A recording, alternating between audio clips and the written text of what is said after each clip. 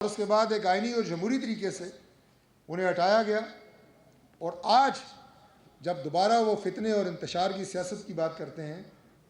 تو ہم انہیں یہ کہتے ہیں کہ آؤ بیٹھ کے مذاکرات، پالیٹکس، اس کے ذریعے اس ملک کو آگے لے کے جائیں۔ اور جس طرح مجھے خوشی ہے اس بات کی، اور میں بڑا پر اعتماد ہوں کہ قائد محترم میاں محمد نواز شریف صاحب کی قیادت میں، پرائم منسٹر شہباز شریف صاحب کی قیادت میں، ان کی پوری ٹیم، گورنمنٹ، ان کا ایک ایک ورکر جس طرح پرعزم ہے پاکستان کی مستحکم بنیاد کے لیے، ان مسائل کو حل کرنے کے لیے، انشاءاللہ تعالیٰ یہ ملک آگے بڑھے گا۔ ہمیشہ ایک بات یاد رکھیں،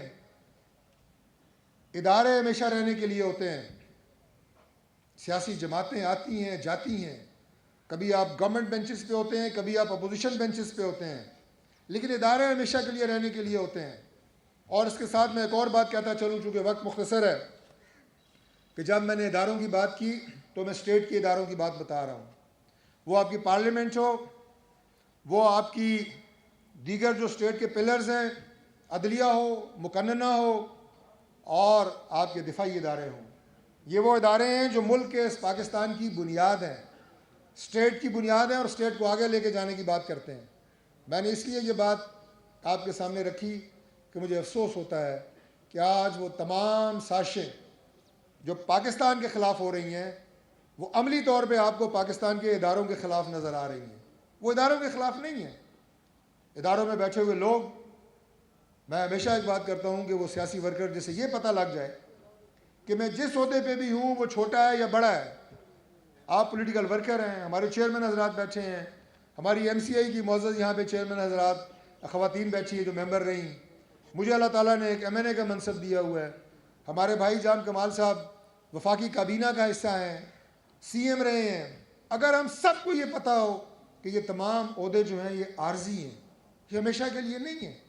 یہ شکلیں بدلتی رہتی ہیں، لوگ بدلتے رہتے ہیں، لیکن ادارے مضبوط رہتے ہیں، ادارے موجود رہتے ہیں،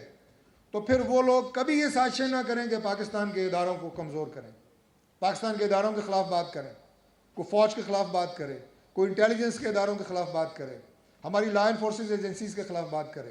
یہ گورنمنٹ کے خلاف نہیں ہے، یہ سازشیں آج پاکستان کے اندر بھی ہو رہی ہیں، اور ان کے سپانسر آج پاکستان کے باہر بھی بیٹھے ہوئے ہیں۔ میں آپ کو بڑا یہ کلیئر بات بتا رہا ہوں، اور مینٹلی میں اس حوالے سے بالکل کلیئر ہوں کہ یہ تمام چیزیں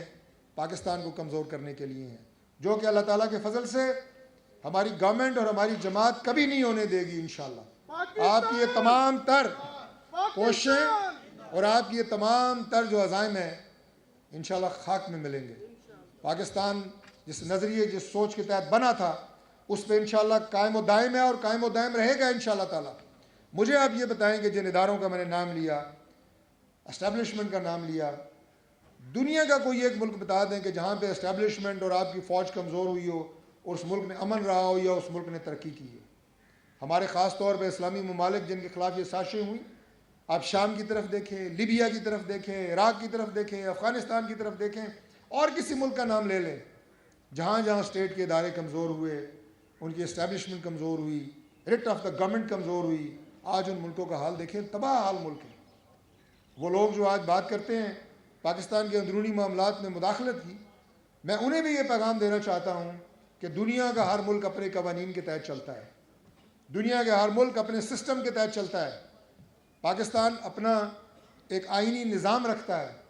پاکستان کے اندر ایک جمہوری نظام ہے، پاکستان کے اندر اس آئین کے تابع ہمارے قوانین موجود ہیں، ہماری عدالتیں موجود ہیں، اور پاکستان تمام بیرونی ممالک کی، ان کی پالیسیز کا انتہائی احترام کرتا ہے،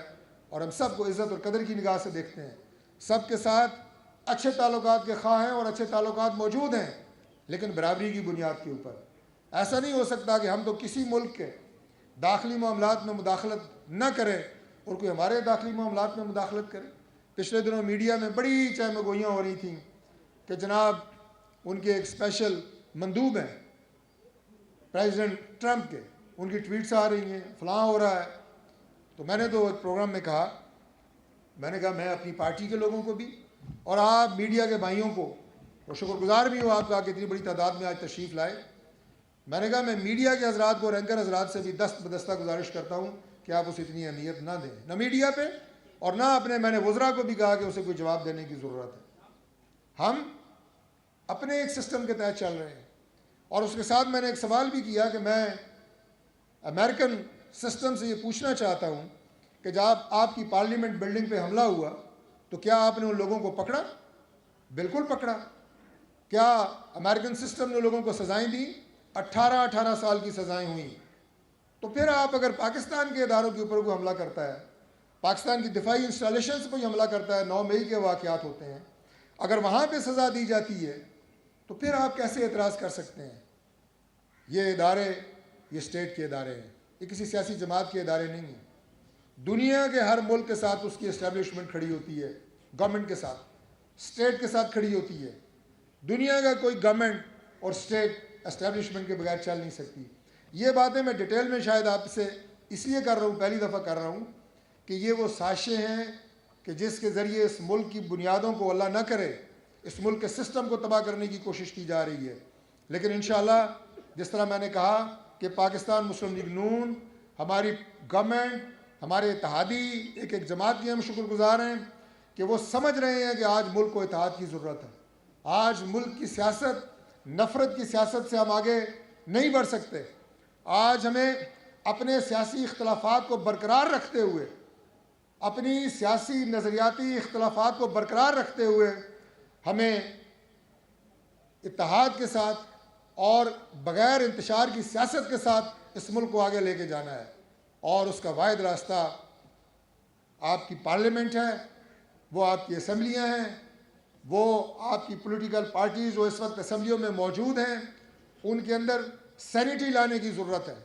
ان کے اندر بردباری لانے کی ضرورت ہے. میں نے ایک دفعہ کہا تھا، آخری 1 منٹ میں بات اپنی کلوز کر رہا ہوں، میں نے ایک دفعہ نہیں کئی دفعہ کہا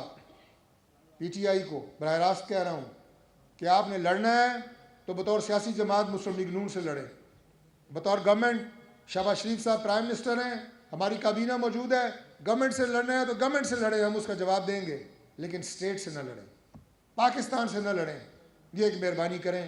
لیکن مجھے لگتا ہے کہ کچھ تھوڑا سبق انہوں نے سیکھا ہے، کچھ تھوڑی پولیٹیکل میچورٹی ان میں آ رہی ہے کہ ہم ایک راستے کی طرف بڑھ رہے ہیں. میں دعا کرتا ہوں کہ اللہ تعالیٰ کی ذات پاکستان کے لیے وہ راستے جو خیر کے راستے ہیں ان میں آسانیاں پیدا کرے. اور ہم جس عزم کے ساتھ، جن چیلنجز کا میں نے اپنی ابتدائی گفتگو میں ذکر کیا، اور ابھی چونکہ انشاءاللہ پرسوں سے 2025 نیا سال شروع ہونے والا ہے، تو میں آپ کو پورے عزم کے ساتھ اور یقین کے ساتھ یہ بات کرتا ہوں، اور پاکستان مسلم لیگ نون جس کا آج یوم تاسیس ہے اس جماعت کے پلیٹ فارم سے یہ بات کرتا ہوں، یہ سال پاکستان کے لیے انشاءاللہ خوشحالی کا سال ہوگا. جس طرح پاکستان میں آج میاں شہباز شریف صاحب اور ان کی پوری اکنامک ٹیم، ان کی قیادت میں جس طرح اکنامک انڈیکیٹرز بہتر ہو رہے ہیں، ان کے اثرات انشاءاللہ عام عوام تک پہنچنے شروع ہو چکے ہیں اور 2025 میں مزید پہنچیں گے انشاءاللہ تعالی. ہم نے ہمت اور حوصلے کے ساتھ اس ملک کو آگے لے کے جانا ہے، اس ملک کے مسائل حل کرنے ہیں، اس ملک کے نوجوانوں کا مستقبل محفوظ کرنا ہے. اور ان کے ذہنوں کے اندر میں آخری جملہ کہہ رہا ہوں، جو جماعتیں پلیوٹ کر رہی ہیں، پولوشن بھر رہی ہیں، نفرت بھر رہی ہیں، اس بارود کو ختم کرنا ہے اور انہیں بتانا ہے کہ پاکستان آپ کا ہے، پاکستان میں آپ کا فیوچر محفوظ ہے اور پاکستان کا فیوچر آپ لوگ ہیں. میں بہت شکریہ ادا کرتا ہوں آپ سب کا کہ آپ سب آج تشریف لائے. احسن اقبال صاحب آج کی ہماری تقریب کے چیف گیسٹ تھے. انہیں تونسا جو ہمارا جگہ ہے وہاں پہ انہیں پرائم منسٹر صاحب کی خصوصی ہدایت پہ جانا پڑا. دوسرے ہمارے جو اطاعت آرڑ صاحب تھے وزیر اطلاعات، وہ بھی آج ہماری تقریب کے دوسرے مہمان خصوصی تھے. وہ بھی پرائم منسٹر کے ساتھ ایک اسپیشل انگیجمنٹ میں تھوڑی تاخیر ہے انہیں. اور ہمارے تیسرے جو مہمان خصوصی تھے جام کمال صاحب، وہ آپ کے درمیان موجود ہیں. میں اپنے بھائی کو میں آنر فیل کرتا ہوں کہ میں خود انہیں دعوت دوں کہ آپ آئیں اور ہماری یوم تاسیس کی تقریب سے خطاب فرمائیں. بہت